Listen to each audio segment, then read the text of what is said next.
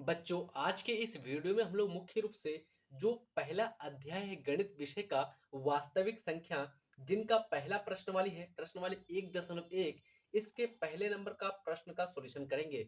जिसमें प्रश्न कह रहा है निम्नलिखित संख्याओं का HCF यानी कि हाईएस्ट कॉमन फैक्टर, जिसको बोलते हैं बच्चों हिंदी में महत्तम समापवर्तक, ज्ञात करने के लिए यूक्लिड विभाजन एल्गोरिथ्म का प्रयोग कीजिए। अब एल्गोरिथ्म किसको बोलते हैं बच्चों?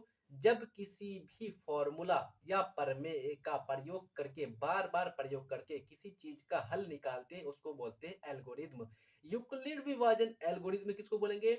तो यूक्लिड विभाजन जो प्रमेय है ए बराबर बी क्यू प्लस आर, उसका बार बार प्रयोग करके इन दी हुई संख्याओं का महत्तम समापवर्तक ज्ञात करेंगे तो वो हमारा हो जाएगा एल्गोरिथ्म, यूक्लिड विभाजन एल्गोरिथ्म। समझ में आया प्रश्न? पहला प्रश्न है 135 और 225 का क्या निकालना है हमको? महत्तम समापवर्तक HCF।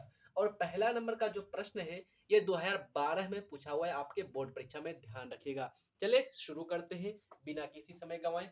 प्रत्येक चीज को समझने का प्रयास कीजिएगा और मैं काफी सरल भाषा में आपको सारी चीजों को समझाने का प्रयास करूंगा। प्रश्न में दिया हुआ है 135 का और 225 का। तो इसमें से जो संख्या आपको बड़ी लग रही है, बड़ी दिख रही है आपके आंखों को, ये है हमारा 225 और 135। इसमें से बड़ी संख्या कौन है? हमारा 225। तो बड़ी संख्या को मान लेंगे ए और छोटी संख्या को मान लेंगे बी। तो लिखेंगे सॉल्यूशन में बच्चों, माना हल लिख सकते हैं या सॉल्यूशन लिख सकते हैं।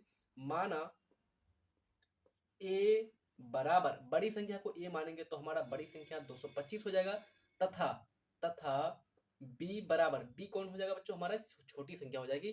तो 135 छोटी संख्या बी हो जाएगी। अब इसमें हम लोग क्या करेंगे बच्चों?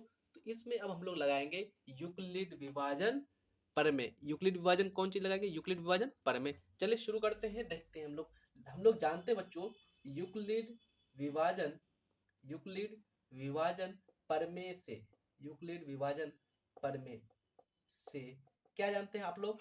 ए बराबर बी क्यू प्लस आर, है ना। यहाँ पर ए बराबर बी क्यू प्लस आर ये हमारा यूक्लिड विभाजन का प्रमेय है। और जिसमें आर का मान कहाँ से कहाँ तक है? तो आर से बड़ा या जीरो से बड़ा या बराबर, और हमेशा बी से छोटा होता है आर का मान। ये हमारा यूक्लिड विभाजन प्रमेय हो गया। अब हम लोग क्या करेंगे बच्चों? यहाँ पर फॉर्मूला लगा देंगे ए बराबर बी क्यू प्लस आर वाला। तो हम लोग इसके लिए क्या करेंगे? तो इसके लिए करेंगे हम लोग चरण संख्या एक। क्या करेंगे बच्चों? लिखेंगे चरण संख्या एक। चरण संख्या एक में हम लोग लगाएंगे ए बराबर बी क्यू प्लस आर। तो ए का मान कितना है? 225 बराबर बी का मान 135 गुणा क्यू, क्यू का मान कितना है नहीं मालूम, प्लस आर, आर का मान मालूम है क्या? शेषफल नहीं मालूम। क्यू किसको बोलते हैं बच्चों? जो भागफल आएगा वो होता है क्यू, यानी कि क्वोशेंट उसको बोलते हैं। और आर यानी कि शेषफल, जिसको बोलते हैं रिमाइंडर, रिमाइंडर, ठीक है। तो यहाँ पर हमारा ए 225 हो गया, बी 135 हो गया, क्यू और आर हमको मालूम नहीं है, कैसे निकालेंगे? तो भाग दे दीजिए आसानी से। निकालने आप लोग जानते होंगे बच्चों, नहीं जानते हैं तो मैं यहाँ पर सिखा देता हूँ आपको। देखिए हमारा कितना था? 225 और हमारा 135। तो 225 को 135 से भाग देना है। तो 135 कितना बार चलेगा बच्चों? 225 एक बार चलेगा। तो 135 से कम 135, यहाँ पर घटा देंगे, 5 से 5 चला जाएगा जीरो, 2 और नीचे में है 3, नहीं घटेगा तो एक उधार लेंगे तो बन जाएगा 12, 12 से 3 चला जाएगा 9, और यहाँ पर एक बचेगा, एक से एक हमारा जीरो हो जाएगा। तो 90 हमारा शेषफल हो गया। यानी कि शेषफल आर का मान होता है, हो जाएगा हमारा 90।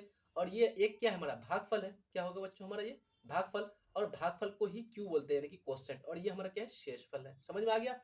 तो हमारा पता ये चला बच्चों कि इसमें हमारा एक हमारा क्वेश्चन यानी कि क्यू आ गया और भागफल का मान हमारा 90 आ गया। तो यहाँ पर बैठा देंगे वही सबको। यहाँ पर कैसे बैठाएंगे बच्चों? तो यहाँ पर हम लोग करेंगे कि क्यू के जगह हमारा कितना आया था? 1 आया था तो 1 बैठा दिए। आर के जगह कितना आया था? 90, तो 90 बैठा दिए। आया समझ में कुछ? अब हम लोग देखेंगे कि यहाँ पर महत्तम समापवर्तक का मान कितना होगा। तो क्या महत्तम समापवर्तक इससे आपको पता चलेगा? नहीं पता चलेगा। जब तक हमारा शेषफल का मान जीरो न आ जाए तब तक हमारा महत्तम समापवर्तक ज्ञात नहीं हो सकता है। तो हम लोग क्या करेंगे फिर इसके लिए? तो अगला चरण अपनाएंगे, चरण संख्या लिखेंगे, चरण संख्या 2। लेकिन यहाँ पर क्यों लिखेंगे बच्चों? क्योंकि आर का मान हमारा जीरो नहीं आया। लिखेंगे चूंकि आर का मान जीरो के बराबर नहीं है, इसलिए हमको अगला चरण अपनाना पड़ेगा। अगला चरण के लिए ए और बी कौन होगा? तो इस चरण का जो हमारा बी था वह अगला चरण के लिए बन जाएगा ए, और इस चरण का जो आर था वो अगला चरण के लिए बन जाएगा बी।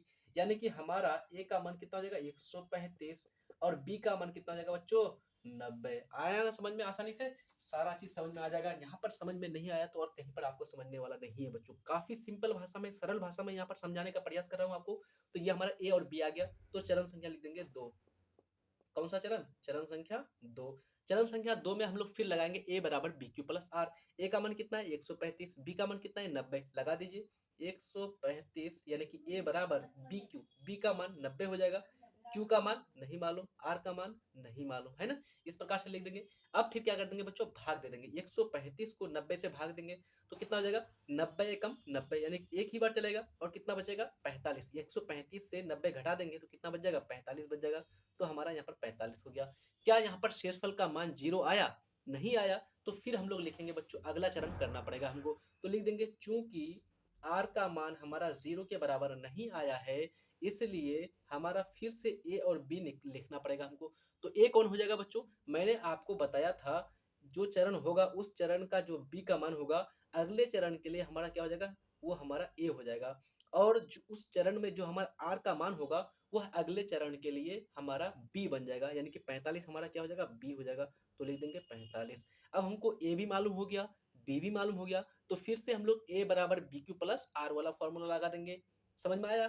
तो हम लोग लिखेंगे तीसरे चरण, चरण संख्या कितना 3। जब तक हमारा आर का मान 0 के बराबर नहीं आएगा बच्चों, आपको चरण संख्या 1, चरण संख्या 2, चरण संख्या 3 इस प्रकार से आपको करते जाना है, ठीक है। जिस समय आपका आर का मान 0 आ जाएगा वहां पर आपको सॉल्यूशन मिल जाएगा।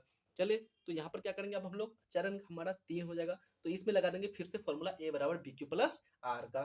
तो ए की जगह हमारा 90 है तो 90 बराबर बी, बी का मान कितना है बच्चों 45, क्यू का मान नहीं मालूम, आर का मान नहीं मालूम। बिल्कुल इसी से बनाना है आपको बच्चों, और आसानी से आपको 2 अंक मिल जाएगा। प्रत्येक बार प्रत्येक बोर्ड परीक्षा में 2 अंक का क्वेश्चन, आपको एक क्वेश्चन यहाँ से पूछा जाता है, ठीक है। तो आसानी से आप लोग अर्जित कर लेंगे। तो यहाँ पर 90 है और 45, 90 को भाग देंगे 45 से तो 45 दूना 90, तो 45 दूना 90 तो हमारा पूरा पूरा कट गया। तो शेषफल हमारा कितना बच गया 0। अर्थात हमको यहाँ पर आर का मान कितना प्राप्त हो गया बच्चों 0 प्राप्त हो गया। यानी कि अब हमारा अगला चरण और नहीं होगा, हमारा सॉल्यूशन हो गया।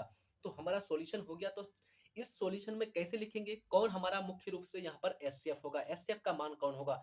तो ध्यान रखिएगा बच्चों, इस लास्ट चरण जिस चरण में हमारा आर का मान 0 आ जाए, उस चरण के बी का मान उस संख्या दी हुई संख्या का महत्तम समापवर्तक होता है।